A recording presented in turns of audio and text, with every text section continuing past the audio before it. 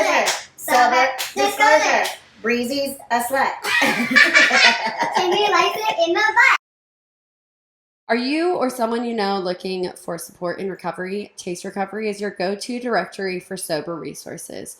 Whether you're searching for treatment centers or sober living communities, Taste Recovery connects you with the right tools and support to help you on your journey.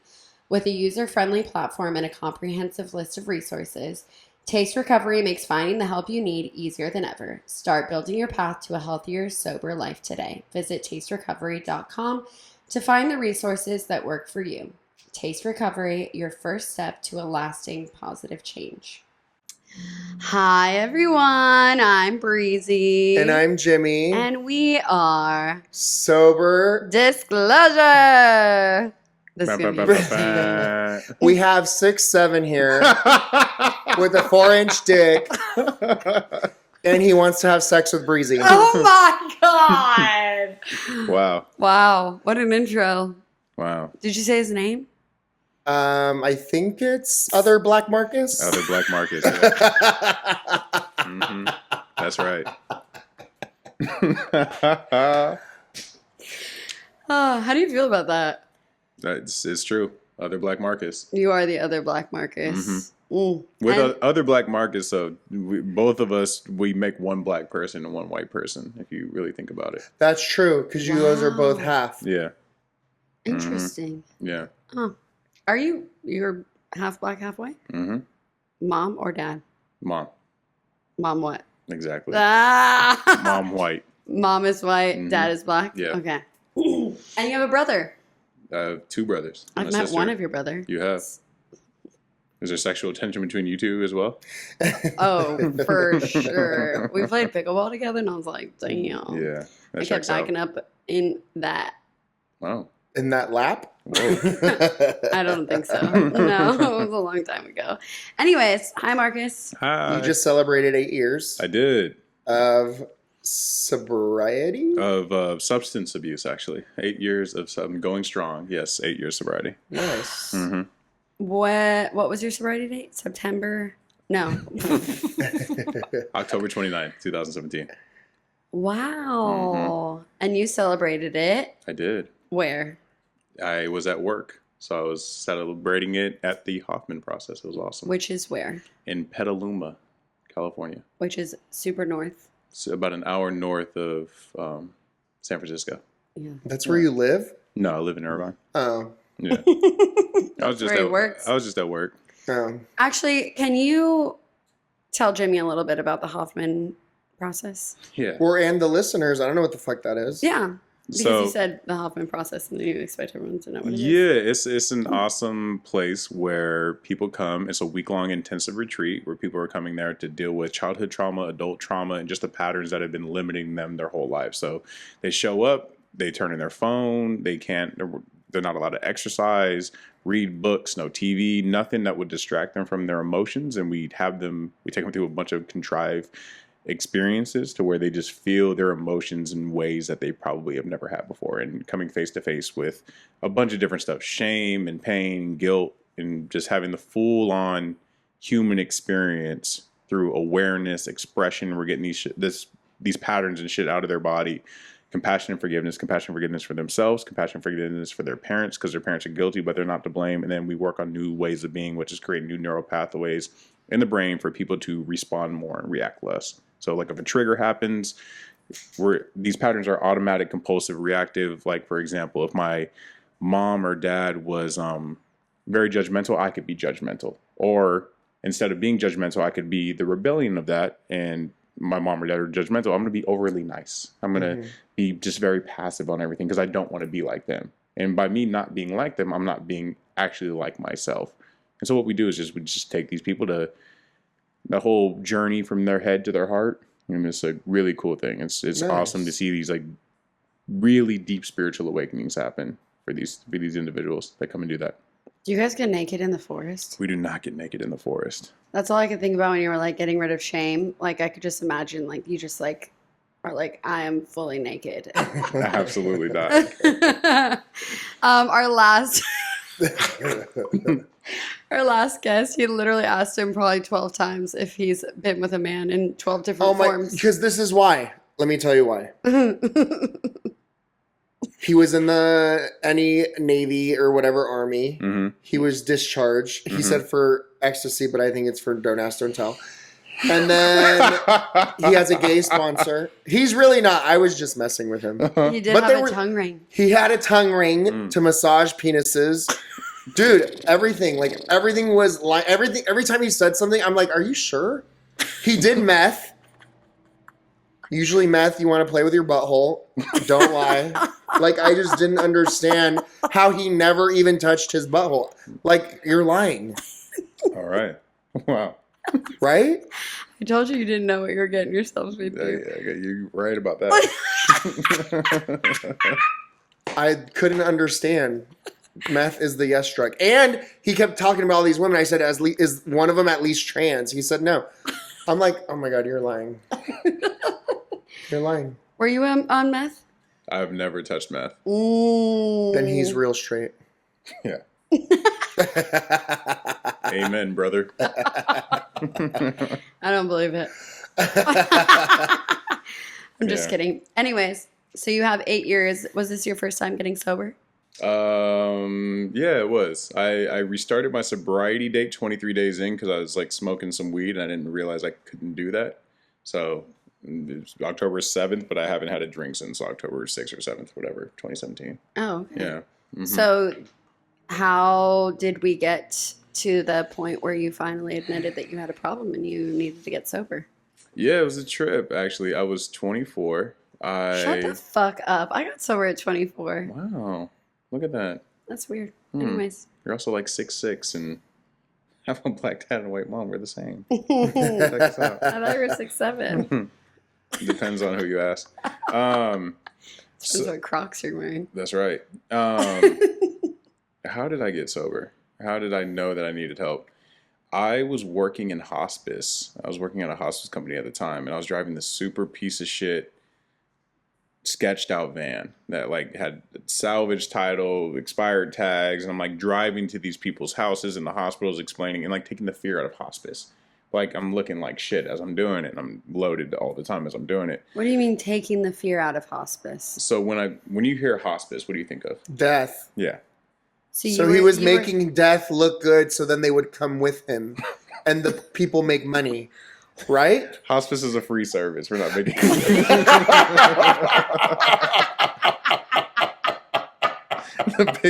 Families don't pay. Families Couldn't be don't. further from what was really going on. That's what I was curious when you said that. You're talking about you're afraid of dying.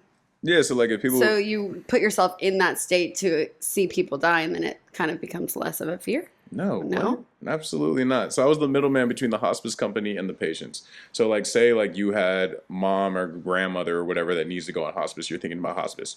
I would be the point of contact where I would go and I'd meet the family and be like, hey, all right. So for grandma, this is our plan of action. We have to do this. We got to get her out of the hospital. We got to get her home. Oh, so fear for the families. Yeah, so like taking the Oh. fear out of, because when people Okay. hear hospice, it's like, oh, we're giving up, they're dying. Yeah. And it's like, no, we're actually going to get them care and the help that they need outside of this hospital or outside of this assisted living. We're going to have nurses come to you. We're going to have home health aides there. We're going to make sure that they're comfortable. And sometimes people graduate off hospice, and what that means is like they don't die. Is like their care is so good that they no longer need the services. So that will happen if they get better because of the intensive care that they're getting. So that can happen, and also like relieves the stress off of family members. We have people that are bringing the medication, all this kind of stuff. So I was doing that. I was also getting them to sign like DNRs, like where they had to go and do not resuscitate. It's like, and I had to like really gave grandma chest compressions if she was flatlining. What you could do is like break ribs and all this kind of stuff. So like you want her comfortable as possible, blah, blah, blah, blah. Yeah. So yeah, it was a weird job. It was tough, but it taught me a lot of patience and compassion and all that kind of stuff. And it also was the first time that I was just like, oh, I'm doing something for someone else and like this feels good. But I was loaded the first like 4 months that I was doing that. I was driving that super shitty car, and my grandfather was like, dude, you need a better car if you're gonna like present yourself to these families to like talk to all of them about this kind of stuff. So I had no credit. He's like, I'm gonna co-sign this car for you. Let's go get this car. So he co-signed it for me. I got like this purple Hyundai Sonata, and everything I did was like for my dad's approval. So I took the car, drove it like an hour and a half to his house, like showed him. I was like talking about, oh, this car is like so sick, like it gets like 60 miles to the gallon. Why did you choose purple? It was like the Now cheap. he's on the gay train again. Let's take you back to your childhood. Were you touched?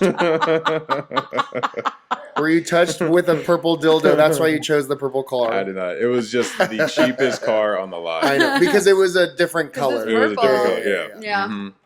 It was like bluish if you looked at it in the right light. It was like Right. Yeah. Okay, keep going. So I drove it to my dad's house. I'm like, look at this car, blah, blah, blah. And he's like, you know what? Yeah, that's cool. How are you doing with your drinking? He would always ask me that question. Oh, okay, Dad. Yeah, he'd be like, how are you doing with your drinking? My dad's been clean, sober for 30 plus years. Oh, and he would nice. always ask me, how you doing with your drinking? How you doing with your drinking? And I was like, I'm good, man. Like, blah, blah, blah. No big deal. And he's like, it's a shame because I know you're drinking and driving. And I know that you don't give a shit about your life. And if you were to crash this car or hit somebody and kill somebody, they can't take anything from you. You don't care about it, but they're going to take your grandfather for everything he has since he co-signed that car for you. And I was like, oh, shit. And that's when I realized, like, I'm not a bad person. I was just sick. And knowing that my consequences were going to affect somebody else that stuck their neck out for me, I told him, I was like, I can't stop drinking. I don't know how to stop. I don't know what to do. And I'm struggling and I need help. And that point on, like, got me into the places that I needed to go to realize that I had an issue. And that's how this whole sobriety journey started. So you reached out to your dad. Yeah, shout out Dad. It was all inadvertent. I went there to go and show off this car, and then he showed me. Where was this? Where are you from? I grew up in the IE. So this was all in Inland Empire. Yeah, Where in the IE? I grew up like San Bernardino Highland border. Okay. Yeah, Desert kids. Did you play football? play basketball. You knew that. Oh yeah, he said that before. We talked about his Rye profile. Oh yeah. That's right. That's right. Okay, so your dad ended up taking you to a meeting? No, he got me in contact with some family members that were sober for a while and like started their journey in recovery. He was like, come and meet these people, blah, blah, blah, do the thing. And then I went to my first meeting in that Monday. I remember like I was like being talked about, like they were like, this is the plan of action. This is what you want to do. This is how it's going to happen. And so it's kind of just how it started. Yeah. That was on a Friday. Went to my first meeting on a Monday. Did you stay sober from Friday to Monday? Mm-hmm. Wow. Yeah. Just based off of like my whole first year of sobriety is all based off fear. Like that was the biggest that kept me sober. My whole first probably 3 to 5 years. It was all fear. Really? Mm-hmm. Talk about that. I was just scared. How did it manifest in your first year? I was scared shitless. I was so all or nothing too. I thought that once people came into this thing, there was no coming out. I didn't realize that like relapse was a thing. I thought like, oh, I just made this decision to do this thing and I have to see it through. Well, that's good. It's just like, I don't know if it was stubbornness. That's just how it was for me. Even when I was like using, I would go and play in college basketball to get kicked out of school. And like, I always knew that I was going to end up at a different school. Like I was delusional in the fact of like, oh, I don't see any other way other than this way. And I had 4 or 5 different scholarships. So it's just like, I know that I'm going to graduate college. It's going to be a fucked up road. But that delusion served me well in my first couple of years of like, this is just the thing that we have to do. They say go to 90 and 90. I went to 90 and 90. Call me every day, called multiple people every single day. I felt like if I didn't do what was asked of me, I was going to drink and I was going to die. So this is probably why we bicker so much. We're the same person. I literally did the exact same thing, and it was all fear. What? Told you. She's obsessed with me. Shut up. Put this thing closer to your mouth. Oh. The microphone, not her vagina. Wait, did I fuck it up? Yeah, you fucked it up. Oh my God. Yeah, you fucked it up. Oh, Nice, there we buddy. go. There it is. You could hear it, yeah. Nice. Thank God. Okay, so did you get a sponsor? I did immediately. And Where were you living? You were still living out here? I was living in Corona Del Mar at the time. Okay. And they say get a sponsor that has what you want. And I heard this dude talk about how he had a boat. And I was like, this dude's going to show me how to get a boat. And so I literally, everything was so literal. I was like, so this guy's going to teach me how to get a boat. Yeah. And he did not. He sold the boat the same day I asked him to be my sponsor. So it's like, I didn't. Shut up. Yeah. Mhm. Whoa, that's weird. What a coincidence. Yeah. So. Is he still your sponsor? No. No. I've had like 4 or 5 or I don't know. Yeah. We do something and we don't and all that kind of stuff. Yeah. Interesting. Oh, tell us that. I don't know. It's like, hey, I want you to redo this work and do these steps again. I'm just like, I'm good, bro. I'm good right now. I'm fine. I'm fine. So then you get a new sponsor. Ish until something else happens. Like this is my biggest qualm with like the whole thing right now. I feel like Tell us. I feel like recovery breeds codependency. If I need to get out of myself, go help somebody else. Like fuck that. Like I mean, people when they get sober for themselves. And like my cup has to be full first before I'm ever trying to be of service to anybody else. If not, I'm giving for an expectation. And even that act of let me give to get out of myself is such bullshit. Because you're still doing it to get better for yourself. I'm still not only that, but it's just like it's I'm not present with that individual. I'm not doing it from a place of love. I'm not doing it from a place of altruism. I'm doing it from a place of I'm doing this for you to feel better about me. I don't really care about what the fuck you got going on. Like it just it's more like look at me versus see me. And so I know that I'm avoiding shit too. I'm learning how to avoid my emotions. If I am struggling with anger or shame or whatever, it's like I need to sit with myself and be at peace with myself before I give that power to somebody else to work through it and be better on it. So that's where I'm at right now. So yeah, I don't know. And I'm at peace. It's not even about like being happy or sad or whatever. And pain's a huge motivator for me, but like I'm at peace right now. I don't feel the need to go out and use substances. I'm helping out so many people and I'm watching their lives transform. I get to be a part of that and it's fantastic. Yeah. I love exactly where I'm at. Yeah. I can tell. Yeah. That's cool. So, One, that's why we have this podcast. yeah. Because we don't, whatever you're doing to have your own peace, who gives a fuck? Yeah. When they say rocket it into the fourth dimension, like I got sober to be present. Like I got sober to feel everything. When I'm told that I'm a piece of shit for being angry, like I'm not a piece of shit. No, none of us here are a piece of shit. We're all sparks of the light of the divine, which like people can call God or whatever. Like we're all these amazing, beautiful beings. And it's just like about remembering that. I don't do well in shaming situations where, I did all that through college and sports. Like it's good. It's not sustainable. It'll give me a quick burst of like results and relief, but I have to return back to love for myself. Yeah. Was there a certain thing that happened in the program that shifted all of this for you? Because it sounded like you were doing everything very like militant. Yeah. And now it's like, whoa. I'm not a defective character. I don't think I think I have character defects. I have patterns. I have habits that I think I adopted from childhood and I reached out to self-soothe to make sense of my world because it was so painful. And I can see that. But yeah, I'm not a defective character. I'm not broken. I'm not a fix-it project. I'm just someone that's looking for contentment and peace. And I know that God is within me, as I believe. I believe my God is inside out versus outside in. But did something happen that shifted this view for you? I think just watching people go up and shame themselves in front of like entire meetings. When they go up there, I'm just like, oh, I'm a piece of shit alcoholic. It's like, fuck, dude. Like, is this what I'm about? This is what I'm like co-signing on. I'm just bearing witness to people flogging themselves. It's like, this feels terrible. Do you feel like that's where you're, when they say, look for like all the red in the room. Now close your eyes. What was green? A little bit. I mean, I listened. This is the thing that I think too.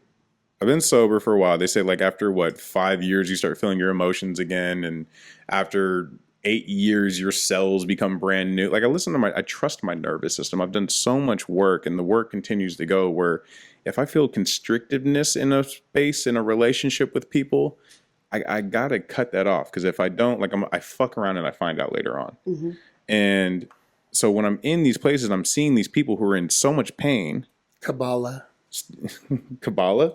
What's Kabbalah? Are you serious right now? I'm so serious. Everything right. what you're saying is Kabbalah. It's the Jewish mysticism from back. No. Yeah, it's Kabbalah. Tight. You give it out Yeah. because it's, you know what I mean? It's restricting, so then you have to give it away in a sense because it's, you know what I mean? It's working against you. Yeah. In a sense, yeah. Yeah. So yeah, I don't know. When I'm sitting there and I'm like being told to do like step work, and like I know what to do with resentments.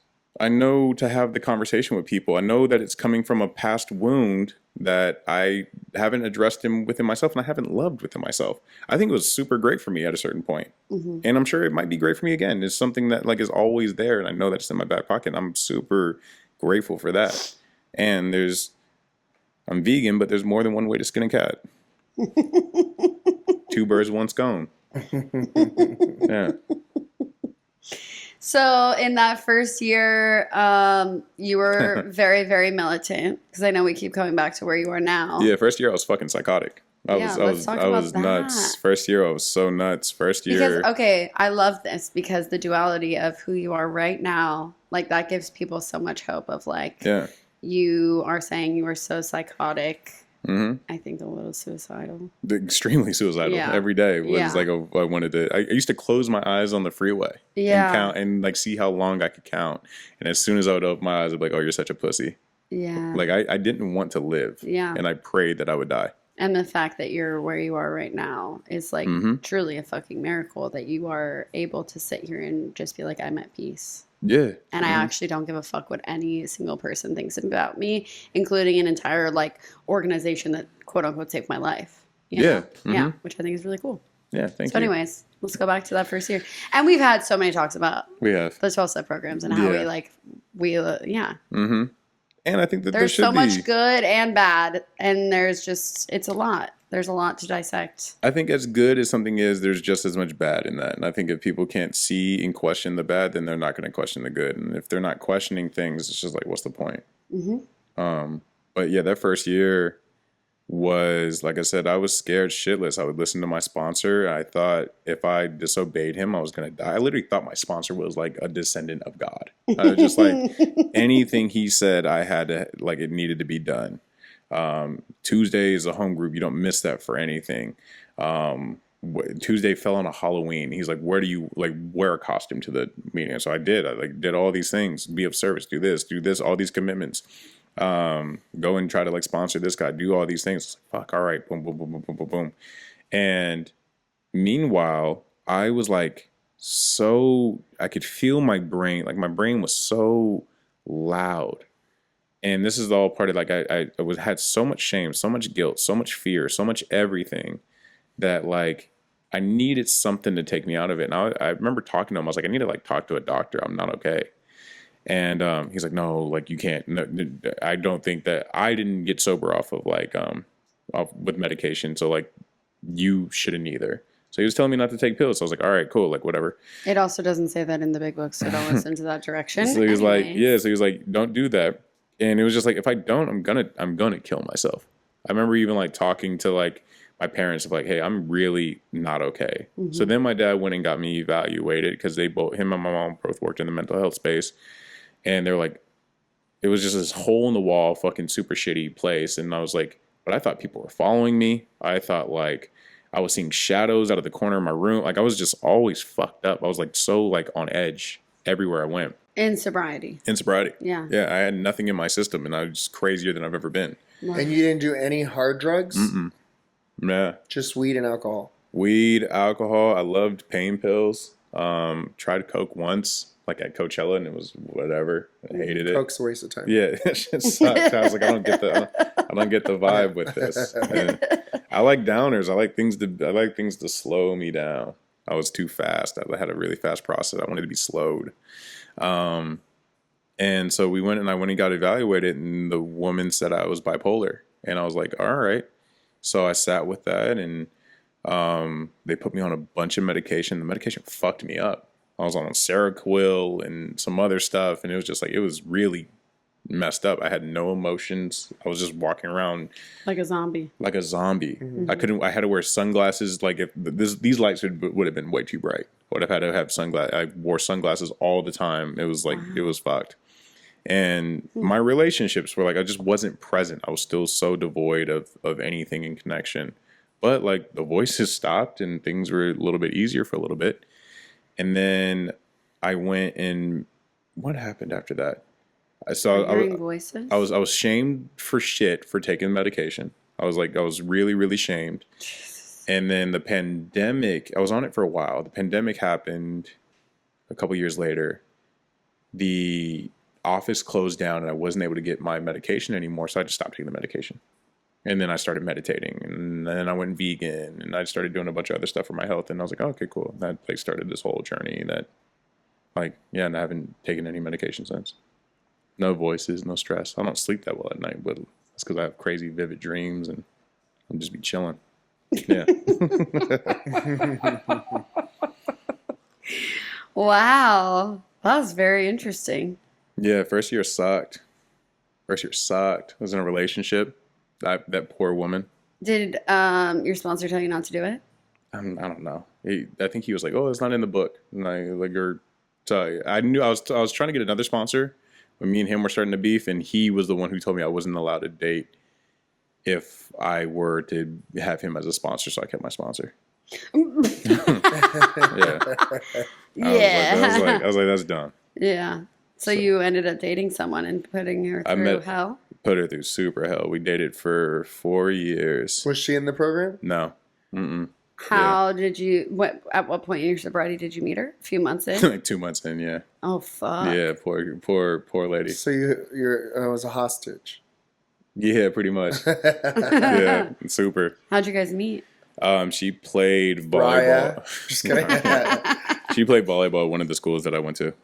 So where I played basketball at. Okay. Mm-hmm. And what happened? Was she supportive of you going to the? Yeah, absolutely. She was being in the super. program? Yeah, I think she didn't know anything other, and she heard the stories of how I used to be with my ex. So she was like, "Yeah, I'm happy for you."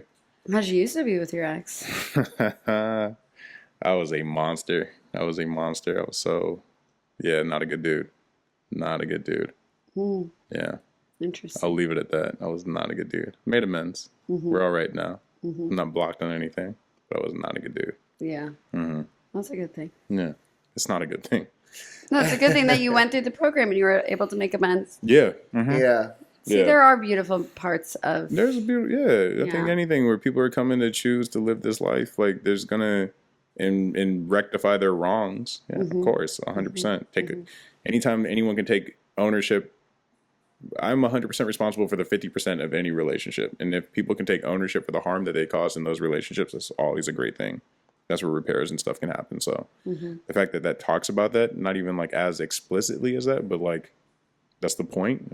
It's great. Yeah. I love that. The men's process is awesome. It scared the shit out of me. But have you ever sponsored anyone? Just for a bit, and then they kind of just fade away. Do you feel like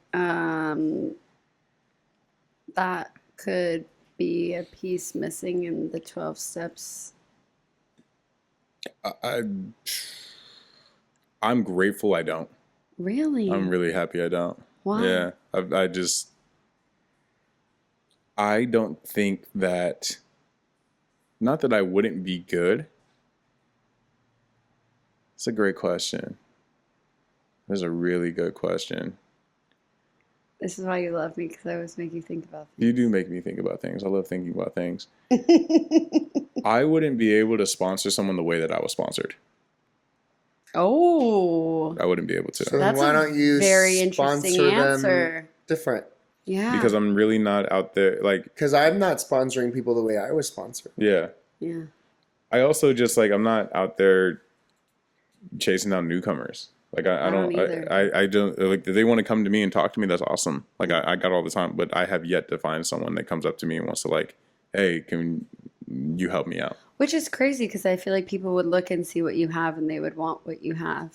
Because Also it is like the attraction, not promotion thing, you know? Yeah, but like the relationship I have with you, I don't have like people don't see that side of me. There's so many different perspectives. I feel that Do you people have RBF? not really. Yeah. I just Do you Cool smile? guy, he has cool guy syndrome. I don't have cool guys. I just don't let a lot of people. I don't get myself overly involved. I like being unattainable. I like my peace, and I don't like people fucking with that. And if someone was to come around and be like, "Hey, can you help me?" 100%. I got that all the time in the day for them. But like when I haven't been to a meeting in a while or whatever, I've just been kind of doing my own thing. Or if I'm at work or something, and someone comes up to me, "Hey, man, I haven't seen you in fucking so long," and like you should do. As soon as someone tells me that I should do something, I fucking cannot stand. I'm just like, you will lose me on that. So yeah, I don't do the shoulds, and I'm never gonna tell somebody what they should do. Yeah. That's why I ask questions. I'm not telling you what you should or shouldn't do. I just like to hear why you think the way you think. Yeah. Because it's none of my business either way. No. I'm just curious. I don't want to be responsible for anyone's life either. So it's like, Ooh, people. That is too much power you're giving yourself. What? Being responsible for someone's life? Yeah, we're not responsible for anyone, whether they live We're or die. we're not responsible. But if I'm telling people what they should do, I'm taking some ownership in that. If I'm telling someone, hey, you should do this, and they're taking my advice, if I'm not being responsible in that, I'm negligent to what I told them to do. Hey, you should do this, and they go out there and try it and they get fucked up and hurt, it's because of my advice. Yeah, they can choose to listen to me or not, but like I'm going to inquire about it with curiosity, and I rather give examples of things that have worked for me versus telling someone what they should do. I don't know what the fuck anyone should do. Amen, though. But that's what I'm trying to get at is that this program needs more people that have that perspective, because there are too many people that say you should do this, you need to do this, and like I don't sponsor people in that way. I don't sit there and say, oh, you need to do this, you should do that. Like, yeah, I want to give as much space as possible for them to find God, and that's it. Yeah, I can get behind that. I haven't been actively seeking it out, and it hasn't been actively finding me. Yeah. And if it does, it's awesome. But like, usually if someone comes up to me like, hey, can you sponsor me? I'm like, to 7 meetings in 7 days, call me 7 days in a row. And like, no one's made it past that first part. It's just like, all right, cool. Interesting. Yeah. Well, it's interesting considering you just said I was thinking the same exact thing. I wasn't sponsored. My straight was 90 and 90. Yeah. Like, and 90-90, we would do your first step. Yeah, but that's kind of almost like a should thing. But that's not sponsoring how I would think you would sponsor. To me, from what you're saying, is if you want to be a leader of self and help other people in the things that you do, I feel like Don't say should. No, that's I don't give a fuck about I'm that. just kidding. I feel like you contradict yourself. Maybe, but at the same time too, I want people to just kind of I want there to be a little bit of skin in the game, and I want them to show me how serious they are. Because the one thing that I had when I came in here was desperation. But helping people is not a waste of time. It's not, but also depends on the extent in which I can help them. What I'm not going to do is... But that's for my higher power to decide, not for me to decide. True. And I can only be as useful to that person, as resourced as I am. If someone's calling me and treating me as a therapist, I get paid for that. And I'm not going to... If it starts feeling like work to me, like I will go and be of service all day, where I don't have to talk about it with anybody else, where I get to be there. I'm there giving rides in every which way I can. Yeah, but you have a gift. Yeah. And that gift comes with like Money? No, it doesn't come with money. But okay. It doesn't come with money, but like it's also at the same time where like people haven't been reaching out to me. Yeah. And like it's cool. And I don't know if I probably energetically haven't been making myself available, but also at the same time I love my peace. I really do. I really do. And I would love to be with someone if I felt like they were actually truly serious. If someone just even called me and just like, hey, I'm serious about this. Can you do this? As soon as they even say that, like, I'm not chasing people down. I get sponsees and then when I have to start chasing them down, they'll never hear from me again. Yeah. No, never me either. I don't chase people down. Absolutely not. So that's what it comes down to with me. I've never had one person Well, you're just saying that you're following your higher power's will in a sense, and you're not receiving that, so it's not happening for you, basically. You're open to it, but because it's not coming to you, it's just I'm not. If it comes, it comes. If it comes, it comes. Okay. Yeah. Yeah. I mean, I've been like that. Yeah, no, absolutely. Yeah. And even with that whole 7 day, I am so lenient on that. I put some parameters and it never gets followed. Yeah. And I still have people probably thinking I'm still their sponsor. I haven't heard from them in 6 to 8 months. That's true. But if someone's like, "Hey, I want to work on these steps," I'm like, "Cool, let's do it. I'll get with you. Yeah, I definitely get that. Our Tuesday night meeting, it's always like, "Oh, raise your hand if you're available to sponsor." I don't raise my hand. I don't raise my hand either. I always raise my hand. But someone's. You always raise your hand. I always raise my hand. Oh, that's so interesting because then I'll share, and then people will come up to me and they're like, "I know you didn't raise your hand, but can you please sponsor me?" I'm like, "Yeah, of course," but I'm not openly pick me. Hands raised every time. Yeah. That's interesting. Hands raised every time. Yeah. I hope you find a really obedient sponsor. Yeah, totally. Sponsor. Yeah. I'm just kidding. Were you always a lone wolf in your first year too? No, I went to older meetings. I didn't hang around with a bunch of young people. My friends were all I went to men's stags where there were just a bunch of old guys with a bunch of time that just shot me super direct and told me what the fuck was going on. Mm-hmm. And I really appreciated that approach. And then when I started going to younger people's meetings, I was like, this is fucking drama. This is drama as fuck. I hate this. So that's where it's been. When I want to get my cup full, if I actually want to be in recovery, I'll go with people that have recovery. If I want to deal with bullshit and be entertained for a bit, I'll go to young people's meetings for a bit. You know what my sponsor did tell me, which I like, and I thought of it, but I didn't really do it or actively think about it. He kind of opened it up for me. I'm like, I don't like this meeting. Everyone's everything, this, that. He goes, you have the power to change that meeting. Mm-hmm. So if you don't like what's being said, raise your fucking hand and change the outcome of the meeting. And I'm like, oh. Yeah. So then now when I'm in a meeting and I'm like, oh my God, this is so annoying. I raise my hand and I'm like, bring it back. Mm-hmm. Yeah. Well, I just go to different meetings. Yeah. I just go. I go where the love is, not where I want it to be. I go to meetings where I know I'm going to hear solution. I'm going to go to meetings where I know it's I'm happy to see them.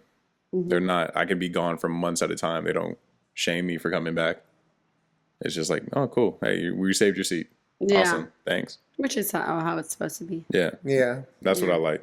And I think that unfortunately that is a stigma of young people's meetings, that there's still so much ego and drama involved in it, and I can relate to that for sure. That I would rather. Yeah.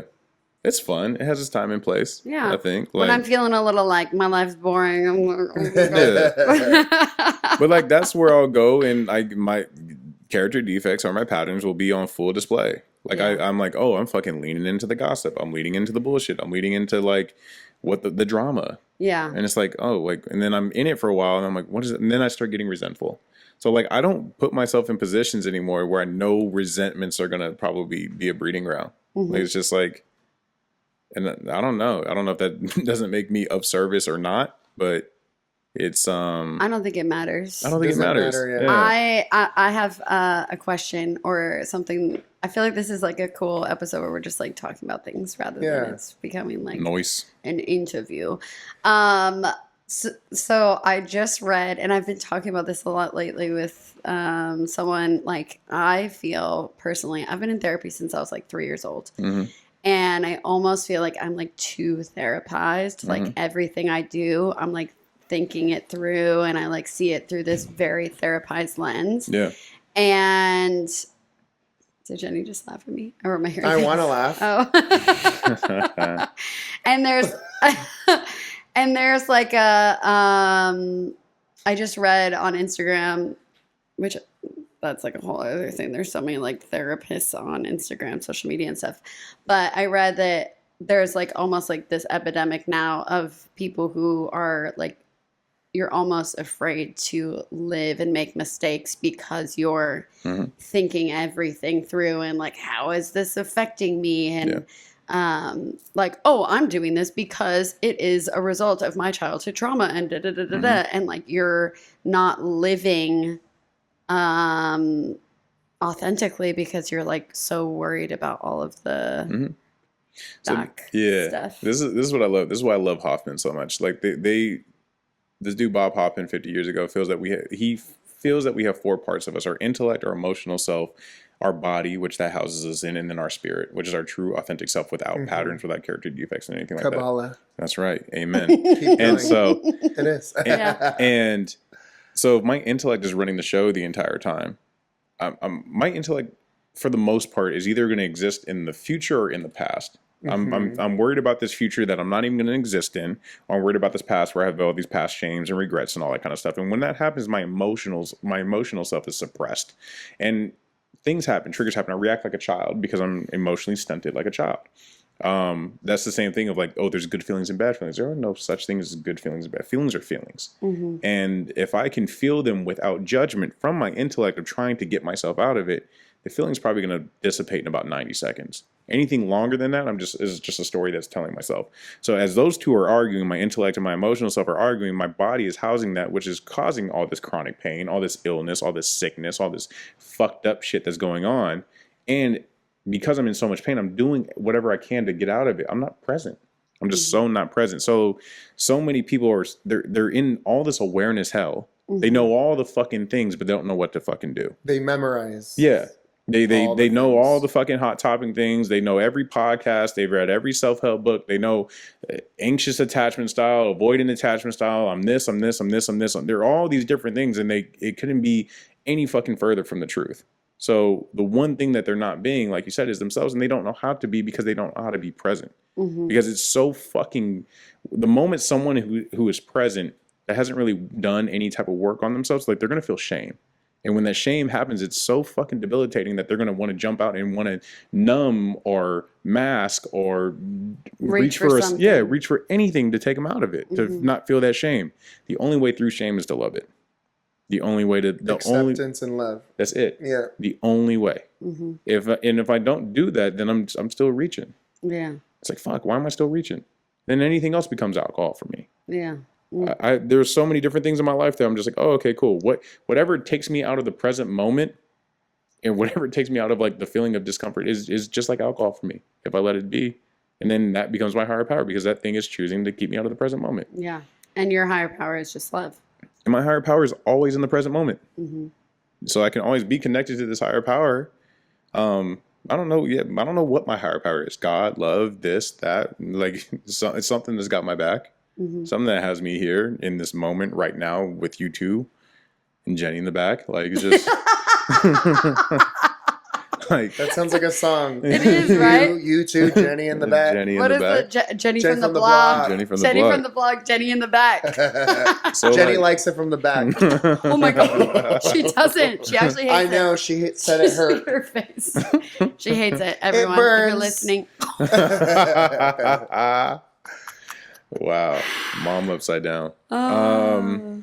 So yeah, it's just like Mom upside. Oh my god, yeah. When they had Wow. the tattoo. wow. I had Mom sex with upside the, down. Yeah. Oh, but see, I was thinking about this guy I had sex with. He had a tattoo that said "Wow," but then when he went on his back, it said "Mom." And so then I got soft because I'm like, "Mom," because his butthole was the O, WW. Do you understand? Oh, we And get then I it. saw it, "Mom," and I'm like, I thought about my mom. I was like, I can't do this. Wow. This man doesn't feel any shame. See, he's fully present, fully healed. Fully present. He is fully himself and does not give one fuck, and That's that's it. why But I love you. I know, but you know what I'm going to tell you? And it is always constant work, is I do feel shame. Yeah. But then it's a thought, and I'm like, I don't care. But I did used to care a lot. Yeah. And it took a lot of time for me to get here. Yeah. Yeah. It's very empowering when you finally get Yeah. there. And when I Do you feel shame? It's more of like because maybe I might have hurt somebody, but then I, go through my thing. I'm like, hey, I apologize today. Yeah. You know what I mean? And then I move on. I don't hold on to it. And that could just be guilt. And that could be more, it's more guilt. It's a massive guilt is I did something bad. Shame is I am bad. Yeah. And it's that core belief that I'm either not good enough, I'm not smart enough, I'm not this enough, I'm not whatever, I'm dumb, I'm broken, I'm defective, I'm whatever. And like that will be my belief system. That can be if I allow it to be. But instead of holding on to it for weeks and months, it's just like a second. Or a minute. Yeah. Or 2 minutes, Yeah. until I can get fast enough to get out of it. Yeah. So, from a man who absolutely hated himself and was trying to kill himself in his first year, what's the thing you love most about yourself? Presence. I love being able to be present. there's nothing better. I thought you meant like gifts. Yeah. He's Ho, ho, Present. ho. I'm a present, bitch. Where's my What if he gifts said at? my dick? No, I get it. There is nothing more beautiful. Because I had a huge belief that I wasn't good enough, and then I allowed people to start seeing me, and I wanted to be seen versus being looked at. And I remember you told me that in my car. Yeah, and those moments, like that's what I want. Like that's intimacy for me. Like one-on-one moments with another person where the mask is fucking off, and we get to realize that like nothing else matters right now other than this moment right here. Why aren't you guys going on a date? She rejected me. I don't understand. She said I was ugly. Why aren't you guys going on one date? And the N-word. Oh my God. Do not start that rumor. That's crazy. I would never. Norwal? No, just like literally said the N-word. Like, it's like spelled out just like that. Oh, I thought like, the N-word was no. Oh. No, you didn't say that. I did. I said no. No, she didn't. She said no, question mark. Yeah. Maybe at a different time when you have friends. No. Yeah. No. Get some friends. Yeah. I don't know. I think not having friends is kind of A red flag. You were going to say it. I have friends. I don't have friends in sobriety. I don't have too many friends in sobriety. I don't want to. I don't know. I don't want that.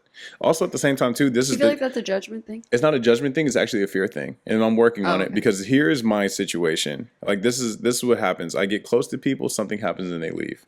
There's nothing fucking more painful than being friends with these people, loving these people, and then they fucking go out and use and they die. And that shit breaks me every fucking time to the point where it's like I do it to protect myself. And I know that that's selfish and I'm trying to get better at it. But that's still a huge, massive, debilitating fear for me, and I'm getting better with that. Was that a childhood thing? I think it's just it's just the rejection of the good. I think that could be a childhood thing. Good would come, and then the rug would get pulled from underneath me. So I've had too many friends that have died in this thing, and it's just like it also keeps me at bay from like how deep I want to be in it. Because the shit, it doesn't get old. Like it doesn't. It just.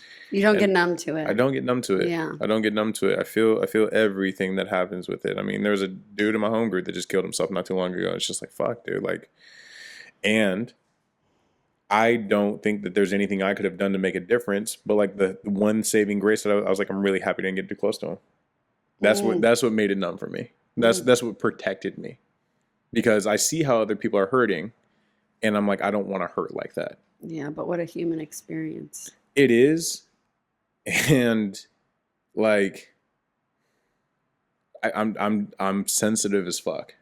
And I know that to be true, and I know that there's a part of me that's protecting myself from that. Yeah. And that robs me of the thing that I want the most, and I'm human and I'm working on that. Hey, I haven't been on a date in 2 years, so I also tried. am doing the exact same thing. I tried.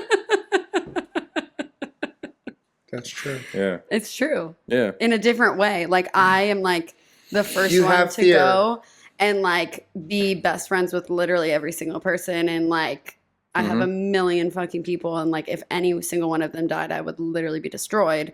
But like you will not catch me falling in love. Yeah. You know what I mean? And I love my friends. I love those people in my life. I share deep, intimate secrets with them. I allowed them to be seen. We make memories and just it's awesome. I get to let my guard down and I hold those people very close to my heart, and then they go. And it's just like, fuck. Where do they go? They die. What do you mean? I don't know. All of them die. Not all of them die, but like I've just had friends with Taylor. You're close with her, aren't you? surface level. Yeah. We don't have pancakes. Yeah, we get pancakes. Yeah. Yeah. It's nothing like Those pancakes from Mother's. I do love pancakes from Mother's Market. Nasty. Mother's They're Market so is nasty. Good. Yeah. They're vegan pancakes. Who hurt you? Mothers.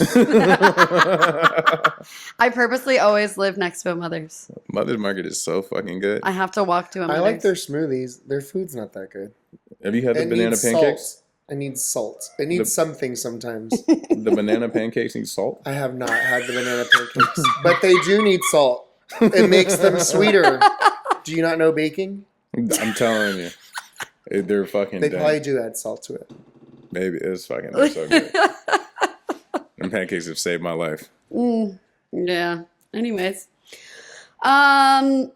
What time did we start this? I don't even We're know. past. Oh, But we're you know what? past. I was thinking maybe I would have liked Mother's if I had the pancakes. Well, we should all go get pancakes. Let's Because go. I would always have like the burrito with the nasty Oh, Ezekiel shit. Yeah. flour tortilla. Yeah.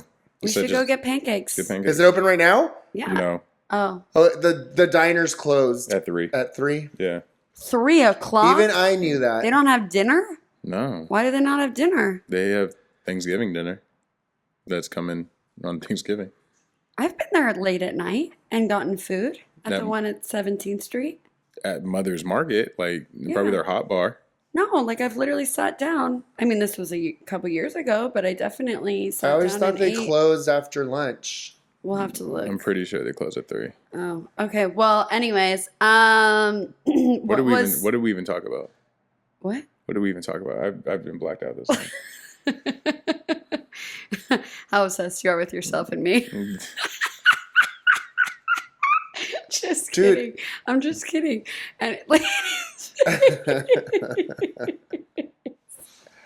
anyways, okay, so we always wrap up the episode with what was one thing, which you probably don't even have an answer for this because fuck your program, but What's one thing Hoffman told you to do? no. What is one thing that you heard in your first year that has carried you through in really hard moments that you can give back to somebody else who's going through just their a day at a first- time. A day That's at a it. time. Keep it simple, stupid. Yeah, like that's just like the fact that like tomorrow comes is awesome. Like I know I get to wake up with a blank slate and try again. That saved me a lot. When the days that I felt like complete shit, the days that I really wanted to kill myself or something, it was just like, just go to sleep. Mm-hmm. Just go to bed, bro. Like, and we'll do it again tomorrow. So Yeah. that has been super awesome. And I kind of live each day spontaneously like that, where I have a couple things on my schedule, but if I'm not like up at work, I'm kind of doing whatever Yeah. because it's just the day at a time, Playing basketball, I guess. eating pancakes. Juggling balls. She thinks she knows me. It's like the cutest thing. I don't know you at all. You don't let me. You're going to die. Hey, you will too. That's right. If you date me, She's a Black Widow. Fuck. If you guys really want to go there, you guys will both be dead. yeah, let's circle it back with both of our trauma right now. Jesus. And with that, thank you so much for listening. I am Breezy. I'm Breezy. And I'm Jimmy. And we are And I'm Breezy. Sober Sober Disclosure. Disclosure. This episode is brought to you by Light Salon, Orange County's premier destination for expert hair color. At Light Salon, we specialize in creating stunning custom color transformations that highlight your natural beauty. Owned and operated by passionate, sober stylists, we bring authenticity, creativity, and precision to every client experience. Light Salon.